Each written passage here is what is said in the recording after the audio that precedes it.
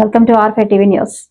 ప్రకాశం జిల్లా పెద్దదోర్నాల మండలం పరిధిలోని ఐనముక్కల దాసరి కాలనీలో రాబోయే వినాయక చవితి పర్వదినాన్ని పురస్కరించుకుని విఘ్నేశ్వరుని ప్రతిమను ప్రతిష్ఠించేందుకు స్థానిక యువత సన్నాహాలు ప్రారంభించారు.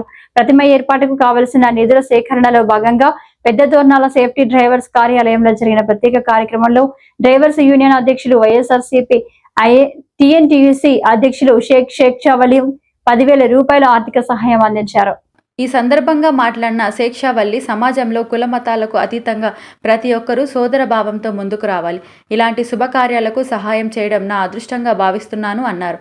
ఈ సందర్భంలో దాసరి కాలనీ యువత ప్రత్యేకంగా అభినందిస్తూ కుల మతాలకు అతీతంగా సోదరభావంతో ఆర్థిక సహాయం అందించిన షేక్ షావలి నిజమైన ప్రజాసేవకుడు అని పేర్కొన్నారు. ఈ కార్యక్రమంలో విఘ్నేశ్వర ప్రతిమ ఏర్పాటు కమిటీ సభ్యులు సాయి, శివ, బన్నీ, మల్లికార్జున, శ్యామ్, రిషి తదితరులు పాల్గొని సహకరించారు.